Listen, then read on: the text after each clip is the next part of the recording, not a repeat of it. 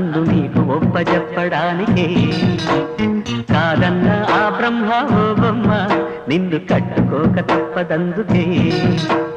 మొగ్గ తుంచుకుంటా నా అగ్గి దించుకుంటా నీ సిగ్గు అంచు వెంట నా ముగ్గులేసుకుంటా